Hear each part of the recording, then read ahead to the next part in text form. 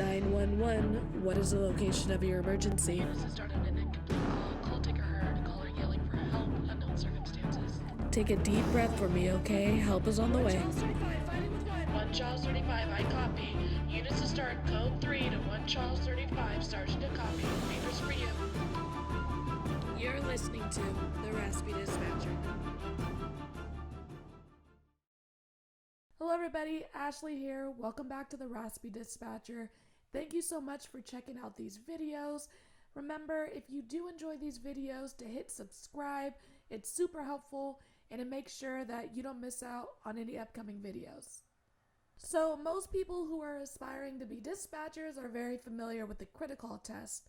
Others are best friends with the post test. So these videos are going to be geared towards those who are going to be having to take the post dispatcher exam. It is similar and different in many ways to Criticall, and disclaimer, I have not personally taken the post test, so all the information that I'm going to be giving to you is going to be based on my research, not on my personal experience. During my process to become a dispatcher, I was required to take Criticall. Each department has the luxury of choosing how they are going to test applicants. Some choose to utilize Criticall, others choose to utilize post. So this information in this video is going to be post dispatcher exam basics that I was able to find online and that I was able to find online so I could present it to you all who are preparing for this test. So let's go ahead and get right into it. So first and foremost, what is POST? That's P-O-S-T, Paul, Ocean, Sam, Tom. POST is the Commission on Police Officer Standards and Training, established by the legislature back in 1959 in order to set a standard, a minimum standard for California law enforcement. So these are the people who make the minimum basic foundational rules that all law enforcement officers and dispatchers are going to be held to.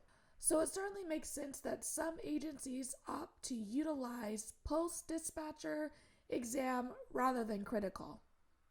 The post-dispatcher exam itself consists of 11 separate tests within the test as a whole. Each test has its own set of instructions and its own time limit. Each test ranges from 5 to 15 minutes each, and the test as a whole takes anywhere from 2 to 3.5 hours to complete. So what is the goal of the test? What is the test designed to measure for those who are taking the test? Verbal ability. The ability to read and listen to information and identify facts and draw conclusions, and the ability to write clearly is all covered in that first section. Second is reasoning. This is the ability to apply general rules to specific problems in order to obtain logical answers. Having the ability to correctly follow rules, to arrange things or certain actions in a certain order. The next is memory. The ability to store and retrieve facts, details, and other information. And lastly, perceptual ability.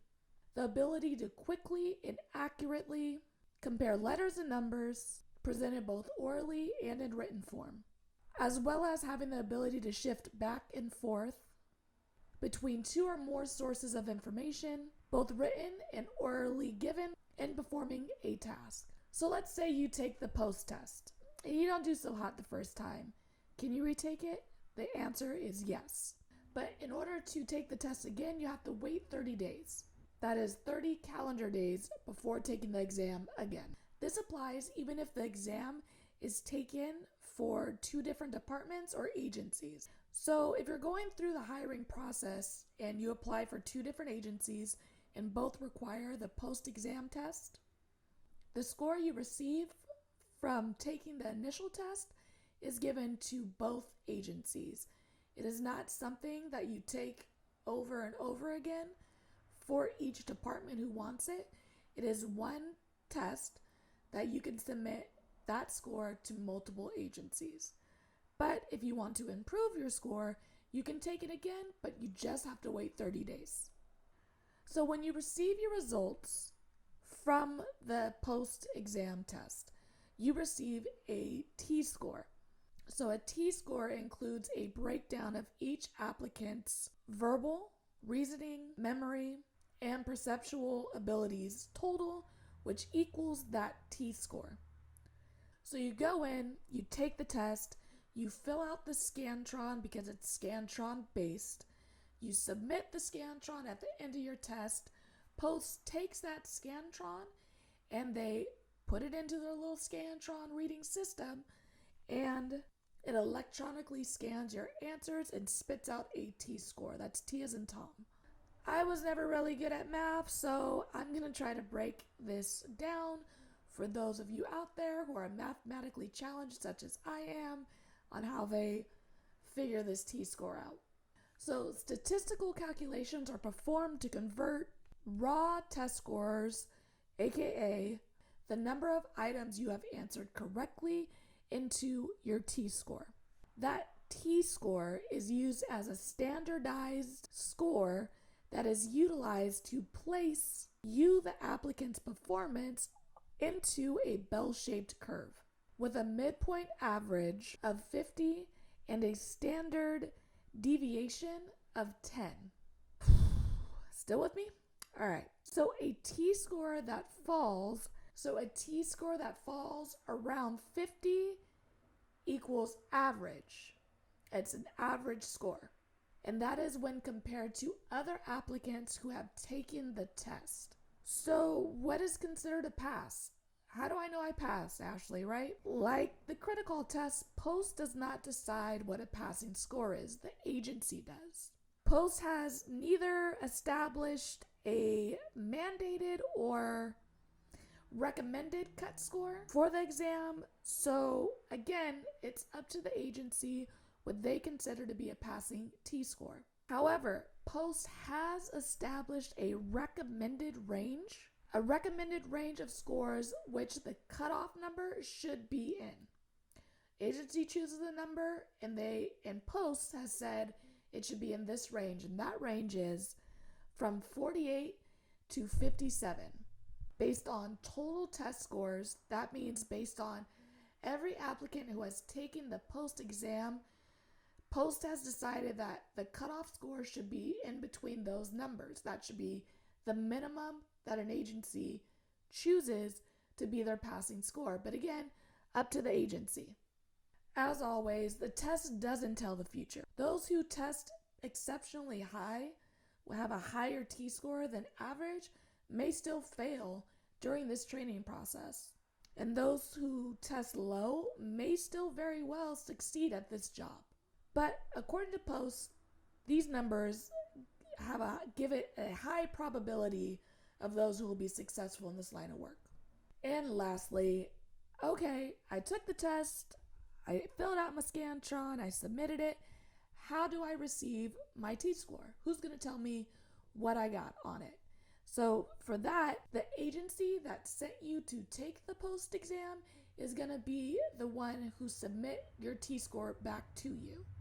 So no applicant is going to receive their T-score directly from Post.